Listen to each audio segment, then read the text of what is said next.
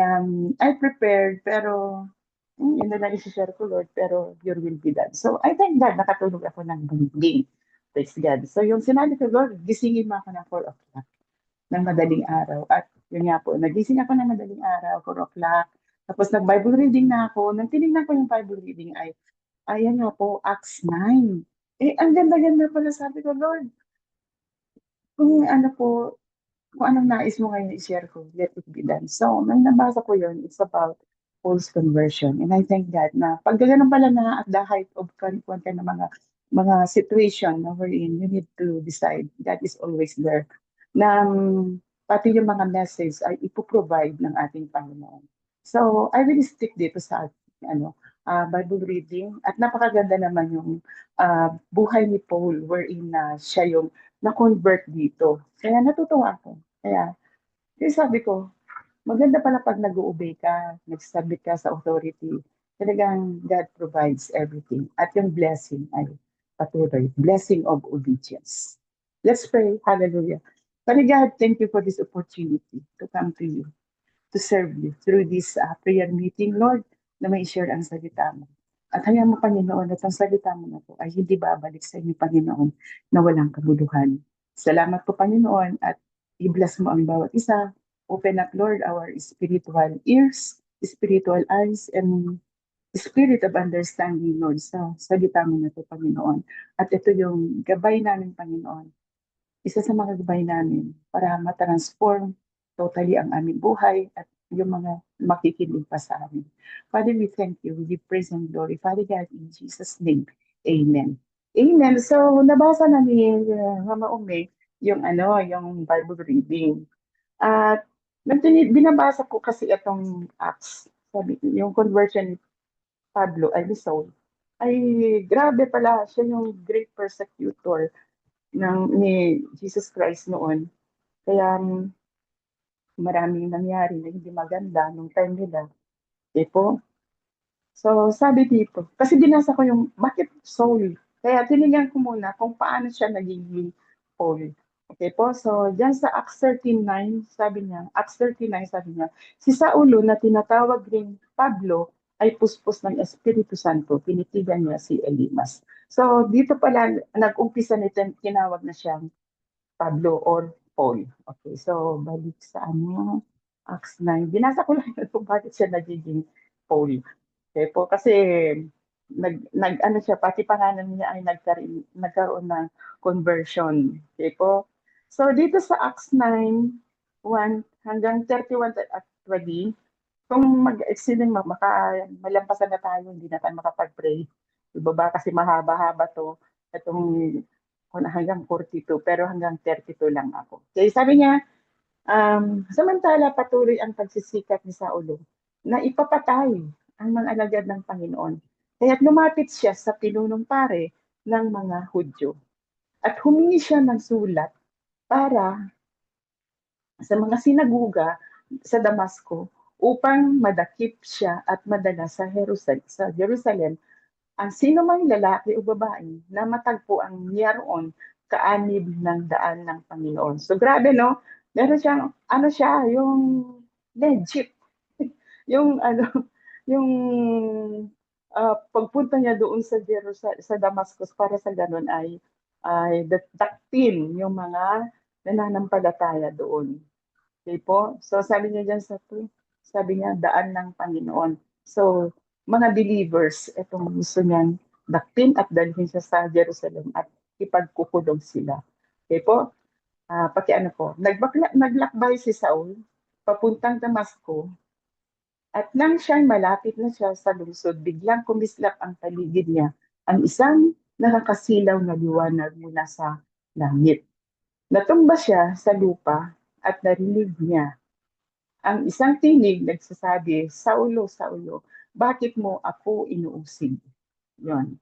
Yun na yung, ano na, yun na yung time ni Saul sa ating Panginoon. Okay po? Yun na yun, napakasamang tao. Yung mga nananampalataya sa Panginoon ay dadakpin niya, papatayin niya. You know? So, he is the great persecutor.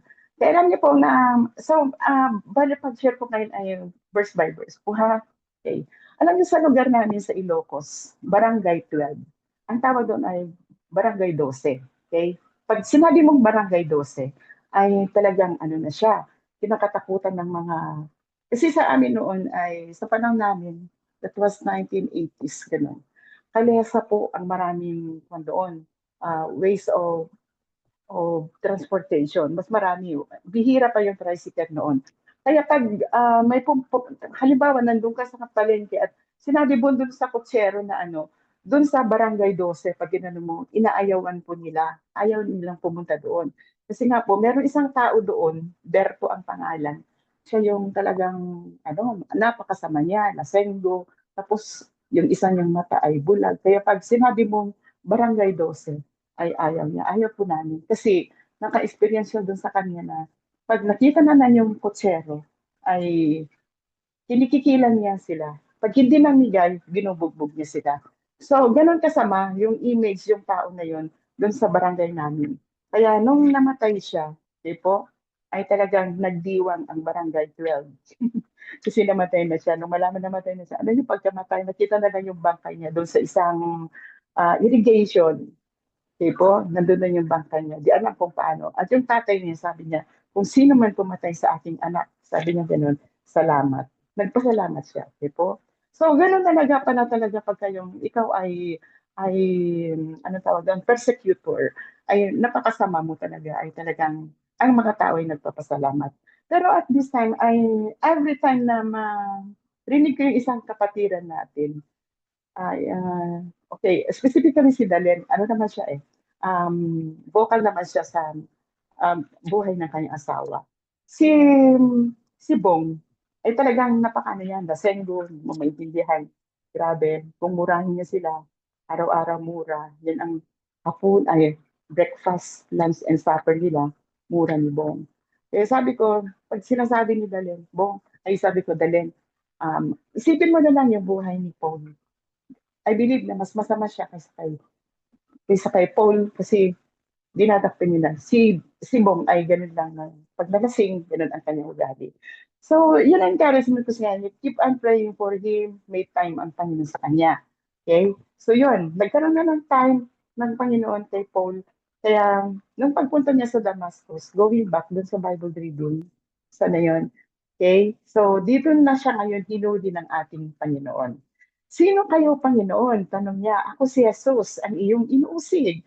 Tugon ng hilig sa kanya. Tumayo ka, pumasok ka sa lungsod, at doon sasabihin sa iyo kung ano ang dapat mong gawin.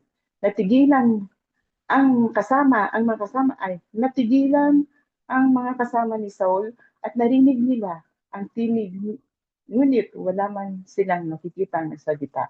Tumayo si Paul ay si Saulo at nang dumilat, hindi na siya makakita kaya't sila inakay ng mga kasama niya hanggang sa Damasco. Okay po. May time na si Sister Charmaine nagpapa-Bible quiz siya, di po ba? At ang isa sa mga Bible quiz niya ay, ano ba yung sakit ni Paul? Sabi niya ganon. Since na nabasa ko nung noon pa, ay ang sakit niya sa mata, pero gusto niya complete ano yung verse si ano, Sister Sherping, so muna kuha, kaya hindi pwede, meron siyang sakit sa mata, hindi pa rin valid yun. Kaya okay lang, basta ang alam ko, sakit sa mata, yung sakit ni Saul or Paul. Okay? So, dito niya nakuha na nung makita niya yung liwanag, okay po, doon ay nabulag na siya. Okay, tuloy natin sa verse 9. Hindi siya nakakita sa loob ng 3 araw. Hindi rin siya kumain ni uminom. Praise God, nagfasting na siya kasi na-encounter niya ang Panginoon. Okay? Sa Damasco naman ay may isang alagad. Okay po? So meron siyang ginagamit ng Panginoon para maikasatuparan na magiging Paul, na magiging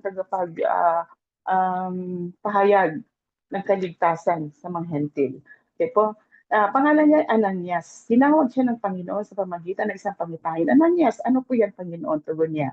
Okay po, inutusan siya ng Panginoon. So si Ananias po ang kanyang ginamit para sa ganun ay ma-ministeran ngayon itong si sa ulo totally. Okay po? So paano 'yun? Ano ang kanyang part sa pagka tawag ni Saul na bilang isang lingkod ng ating Panginoon. At kung tutuusin, 2/3 of the Bible, New Testament ay sinulat ni Paul. Okay po? Pakitaas na rin kapatid. Doon na lang tayo sa ano. Huwag na natin basahin lahat. Okay, verse 13. Verse 13 sabi niya. 13. Sumagot si Ananias, Panginoon, marami na po ang nabalita sa akin tungkol sa taong ito at tungkol sa mga kasamaang ginawa niya sa inyong mga hinirang sa Jerusalem. 14. At naparito siya sa Damasco, taglay ang kapangyarihang galing sa punong pare ng mga Hudyo upang dakpin ang lahat ng tumatawag sa inyong pangalan. Ngunit sinabi sa kanya ng Panginoon, pupunta ka sapagkat pinili ko siya. Okay? Talagang pinili talaga. Grabe ang pagbili ng ating Panginoon. Kung sino yung hindi mo inaasahan, praise God, na nagagamitin niya dahil sa ang sama-sama nila ay pinipili niya pa rin yung mga ganun. Okay po? Kaya huwag tayong mapagod, ipanalangin yung mga kasama natin, mga kasambahay nyo na hindi pa nakakilala sa Panginoon na napakasama nila. Di po? Kaya dalhin, huwag kang mapagod kayo doon. May time ng Panginoon dyan. Di po? So, yun ang palagi kong encouragement kay David. Pinili ko siya upang ipangaral ang aking pangalan sa mga hentil, sa mga hari, at sa mga anak ng Israel. Okay po? So, nagkaroon tayo ng pag-asa dahil kay Paul, dahil tayo ay mga hentil. Okay po? Ipaunawa ko sa kanya ang lahat na dapat niyang tiisin alang-ala sa akin. Okay, so sumunod naman ng itong si Ananias, di po ba? Okay, pumunta nga si Ananias at sa naturang bahay at ipinatong sa kanyang kamay kay Saulo. Sabi niya, kapatid na Saulo, pinapunta ko rito ang Panginoon Jesus na magpakita sa iyo sa daang ikaw ay papunta rito. Isinugo ko siya upang muli kang makakita at upang mapuspos ng Espiritu Santo. Okay, verse 10, noong din may nalaglag na tila makaliskis mula sa mata ni Saulo at nakakita siya muli. Tumayo siya at nagpabautismo. Praise God, di po ba? Ang bilis, 3 araw. Okay? Ang bilis-bilis ng process ng Panginoon sa mga buhay ng mga hindi nananampalataya sa Kanya at hindi lang nananampalataya, kundi inuusig niya yung mga nananampalataya. Okay? So, sa 19, sabi niya, kumain siya at nagbalik sa kanyang lakas. At sa ulo ay ng araw kasama niya ang mga alagad ng Damasco. Ayan, sumasama na siya, praise God. Nasa process na siya para magiging Apostle Paul at talagang dumaan siya sa mga ganun. Okay? So, pumasok siya sa mga sinaguga at nangaral na si Jesus ang anak ng Diyos. Grabe, no? Radical yung pagka-transform, pagka-convert ni Apostle Paul. Okay? Sa 21, sabi niya, nagtaka lahat ang nakarinig sa kanya. Hindi ba siya ang dating umusig sa mga sumasamba kay Jesus sa Jerusalem? Tanong nila, hindi ba't naparito upang sila dakpin ang dalhin na nakagapos at dalhin nakagapos sa mga punong pare. 22, sabi niya, ngunit lalong naging mahusay si Saulo sa kanyang pangangaral at nalito ang mga Hudyong naninirahan sa Damasco dahil sa kanyang matibay na pagpapatunay na Jesus ang siyang Kristo. Alam niyo, naalala ko lang yung aking kapatid kasi meron kaming Bible study sa family namin, Tangonan family, okay, or Tangonan clan. Okay po, meron kaming kapatid, yung panganay namin, siya yung skeptical sa salita ng ating Panginoon. Pero nag-church sila. Alam niyo kasi yung parang nag-organize itong Bible study na to sa family namin. At palagi ko siyang hinahanap. Basta si Manong O, Oscar ang pangalan. Si Manong O. Sabi ko ganun. Nasa tabi pa lang din ng kanyang asawa. Kasi yung asawa niya ang visible na nakikita sa video call namin. Kaya ginukos niya, oh, Manong, magsalita ka naman. What can you say? Doon sana, namin. Nakikinig lang ako, pero alam mo pag nagsishare siya, punong-puno ng galit ng kanyang puso na di ko maintindihan. So sabi ko, Lord, yun yan, nag-pour out siya, yung kanyang mga hinanakit, yung mga ano-ano. Ito pala yung kapatid namin na kailangan ka, Lord. So habang nagsasalita tayo ng aking sinasabi, ito pala yung kapatid namin na kailangan kanya. Sabi ko na, ano na, iisa-isahin mo yung ating mga kapatid, sabi ko, sa Panginoon, habang pinapakinggan ko siya. Kasi meron din akong kapatid yan sa Olongapo na pag siya, wala akong naintindihan sa mga sinasabi, kayo na lang, ginagawa niya, nire-reject niya. Pero nakikinig. Okay po. So, ganun. Tapos nung kinabukasan, tumawag na yung kapatid ko. Sabi niya, grabe naman si Mang Oscar, puro hatred. Kaya, at sabi niya, panira sa Bible study. Sabi ko sa kanya, hindi siya panira. May purpose yan. Kasi ang goal ng ating Bible study ay Acts 16:31. Believe in the Lord, and you shall be saved, you and your household. So itong Bible study kasi namin ay na-organize nung nagyera yung doon sa Dubai, Binumba, may dalawa akong pamangkin doon, naririnig talaga yung pagbomba. Kaya, naano ko, Lord, talagang malapit ka na dumating. Sabi ko na yung mga giyera ay nangyayari na. Kaya kailangan ma-reach out na yung mga kapatid. So, nag-ano ko, so, inano naman. So, every Saturday, ng 8 o'clock din sa Pilipinas, ay meron kaming Bible study.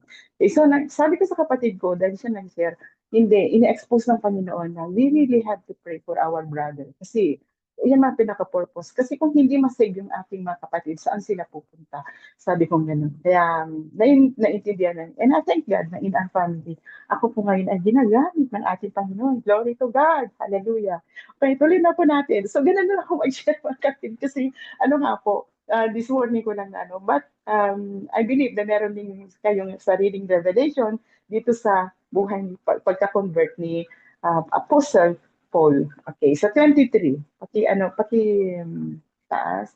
23, pagkaraan ng maraming araw, nagkaisa ang mga Hudyo na patayin si Saulo. Araw at gabi ay inabangan sila ni Saulo at sa mga pintuang bayan, patayin. Ngunit nalaman niya ito. Kaya isang gabi, inilagay ang kanyang alagad sa isang malaking basket at ibinaba sa kabila ng pader. Alam niyo nung nagba-Bible quiz kami doon sa church namin doon sa Ilocos noon, isa sa mga Bible quiz ito. At saan nilagay ni Bisa? Ganun. O sa basket. Pagdating niya sa ulo sa Jerusalem, sinikap niyang mapabilang sa mga alagad doon. Ngunit sila ay natatakot sa kanya dahil hindi sila makapaniwalang isa na siyang alagad. Praise God. Hindi makapaniwala. Grabe naman yung kasamaan niya kasi, di po ba? Okay. Kaya kung pasama ng isang tao, pero nako-convert na pala siya, kaya huwag natin i-judge. Amen po. Huwag tayong matakot sa kanila. Basta nakita na natin na sumasama niya, ay, nandiyan na siya. Dapat matuwa tayo. At we have to confirm na binabago na siya ng ating Panginoon as we welcome them. Okay po? So, balit isinama siya ni Bernabe ng mga apostol at isinalay sa rito sa kanilang kung paano nagpakita ng kapag-usap ang Panginoon kay Saul. Nang ito ay nasa daan pumunta sa Damascus, sinabi ni Bernabe ng buong tapang. Ayan, ito na naman isa sa mga ginamit ng Panginoon, si Bernabe, para sa ganon ay madala si Saul or mapapunta na siya sa kanyang paglilingkod ng ating Panginoon. So sa mga buhay natin, maraming ginagamit ng Panginoon, di po ba? Para mapalapit tayo sa ating Panginoon. May mga part, kaya kung sino yung nakapaligid sa'yo, may part yan sa paglago mo, kapatid. Amen po. Lingkod man na tayo ng Diyos, leader naman tayo, at meron pa rin mga tao na kapaligid sa atin na ginagamit ng Panginoon na patuloy tayong lumapit sa ating Panginoon. Patuloy tayong umasa sa ating Panginoon. Good or bad. Di ba sabi sa salita niya, all things work together for good to them that love our God. Okay po? So kung negative man ang dating niya, kasi merong purpose ng Panginoon. Sinusubukan ka rin ng Panginoon kung kaano na kalago ka sa Panginoon, kung kaano ka ka-genuine sa Panginoon. Amen po? So, marami tayong encounter na gano'n. Akala natin, sila yung mga stumbling block sa buhay natin. Alam niyo, ang stumbling block kasi kung minsan, tinatas din kung tayo ba talaga ay mature na or tayo ba talaga ay talagang nananampalataya na sa ating Panginoon. Doon niya ginigage kung gaano na tayo kalago o kakilala natin ang ating Panginoon. So yung mga tao na nakapaligid sa atin, lalong-lalo yung mga negative na mga tao ay we will thank for them sa buhay nila kasi doon sila ginagamit at hinuhubog tayo sa pananampalataya natin sa ating Panginoon. Kaya yung magulang mo, pinapersecute ka, na huwag kang mag-church, yung ginanon, antay-antay ka lang. Basta gawin mo lang kung ano yung sinasabi ng ating Panginoon. Okay po? Sa 28, sabi niya, kaya mula noon, si Saulo ay kasakasama nila sa buong Jerusalem at buong tapang na nangangaral doon sa pangalan ng Panginoon. Praise God, buong tapang na siyang nangangaral. Na-convert na siya eh. Nakita na niya yung kapangyarihan ng Panginoon. Kaya, I believe one time, yung aking kapatid na yan, yung kuya ko na yung napanganay namin, um, nung mabasa ko to, parang nakikita ko siya, buong tapang niya rin ipahayag ang ating Panginoon, ipapangaral ang ating Panginoon. So, wag lang tayo magkinawa. Basta, may tamang panahon sa bawat isa sa kanila. Amen po. Nakipag-usap din siya sa mga pagtalo sa mga Helenista, kaya tinangkas siyang patayin. Eh po, ayan, siya na yung gustong patayin, sila niya ginagawa. Siya na ngayon ang nape-persecute. Eh po, nalaman ito ng mga kapatid, kaya inatid nila si Saulo sa Cesarea at pinauwi sa Tarso. Kaya ang mga iglesia ng buong Judea, Galilea at Samaria ay naging mapayapa na patuloy na nagpupuri sa Panginoon sa tulong at pakisama ng Espiritu Santo na tumawag at dumami ang mga nanampalataya. Praise God. So, yan na tayo. Tama na po yung last verse niya. Hanggang 31 na tayo. Ulitin ko. Sabi niya dito, kaya't ang iglesia ng buong Judea, Galilea at Samaria ay naging mapayapa. Praise God, mapayapa at patuloy nagpupuri sa Panginoon sa tulong at sa pakikisama ng Espiritu Santo. Tumawag at dumami ang mga mananampalataya. Praise God. So yun yung talagang pinaka-purpose ng ating Panginoon, di po ba? Yung dumami ay yung mananampalataya sa Kanya. Kaya yung mga nasa paligid po natin na or yung mga kasambahay natin na hindi pa nakakilala sa ating Panginoon, meron din pong tamang panahon sa mga buhay nila. Kaya huwag po tayong maghinawa sa mga buhay nila. Kaya po, huwag natin silang i-judge. Na hindi kagaya ng kwento ko kanina yung doon sa namin na talagang kung sino ang papatay ng ating anak, magpapasalamat ako sa kanya. At nung namatay na ngayong kanyang anak, nagpasalamat siya kung sino man. Hindi po nalaman kung sinong pumatay. Pero yun ang sabi ng kanyang tatay. Dahil grabe yung kasama niya. But then, dito si Paul, na talagang pinili siya ng ating Panginoon. Okay po? Kaya sa ating buhay ngayon mga kapatid, pinili tayo ng ating Panginoon. Okay po? Na kung meron pa naman nakikita na hindi karapat dapat kalugod-lugod na ginagawa natin behind na at ikaw din lang ang nakakaalam kung ano ginagawa mo. At ating Panginoon ang nakakaalam din yan. May time ng Panginoon sa iyo. Okay po? At gagamitin ka ng Panginoon ng matinding-matindi para maipalaganap ang kanyang salita. Tayo mga kasama natin, na kilala natin, kaibigan natin, huwag tayong maghinawa sa kanila na ipanalangin. Amen po? Sa Isyapaga, ang dami na ipinapanalangin. Kaya po, yung may karamdaman. Pero nilagay ko doon, family concern. Kaya yung mga family concern na yan, yung mga unsaved na mga kasambahay po natin, mga anak natin or mga, tingnan natin sila, mga apo-apo natin, okay po, na patuloy natin silang idulog sa ating Panginoon dahil ang ating Panginoon, ang kanyang goal or nais niya sa ating buhay ay makasama niya tayo sa buhay na walang hanggan. Nais niya tayo na makasama kung saan siya naroroon. At sabi nga yung sa Acts 16:31, na pati yung ating mga sambahayan ay nais ng Panginoon na sila rin ay maliligtas. Okay po? So, yan lang po. Salamat po sa salita niya. At nawa po, Panginoon, ay marami tayong natutunan dito sa salita ng ating Panginoon sa Acts 9:1-31. Okay po? Pero sa succeeding verse ay marami pa yon. Pero buhay naman ni Pedro ang ngayon at iba rin. Kasi sa Acts, dyan po yung mga ginawa ng mga apostles niya after na umakyat na ang ating Panginoon Jesus sa kalangitan at nandun siya sa ah, kanan ng ating Diyos Ama. Kaya nakakatuwa pa, mga kapatid, dahil tama po yun. Mag-stick po tayo sa mga pero kung ano yung mga sinasabi ng Panginoon na i-share natin, let it be done. Okay po? Okay, so let's pray. Hallelujah, hallelujah. Rabasya kararahan na rakaya. Oh, hallelujah. Thank you, Father God. Thank you, Lord, sa salita mo. At hayang mo, Panginoon, na patuloy kaming manatili sa salita mo, Lord. Basahin namin yung salita mo dahil dito ka po nakikipag-communicate sa amin, Father God. Ito yung mga salita mo na buhay at yung salita mo, Panginoon, ay ikaw po yun. Kaya salamat po, Lord God, at mahalin namin yung salita mo at ipamuhay namin ito, Lord. Ipamalita, Panginoon, sa mga kasama natin na hindi pa nakakilala sa iyo. Salamat sa oras na to. Salamat sa bawat isa na nakinig at ngayon mo, Panginoon, na yung mga salita mo na kanilang natutunan, Panginoon, na rinig, Panginoon, ay hindi babalik sa inyo na walang kabuluhan. So we thank you for what you have done tonight at kayo po rin po ang gumabay sa amin, Lord God, sa aming pananalangin. Thank you, Father God, in Jesus' name. Amen and amen.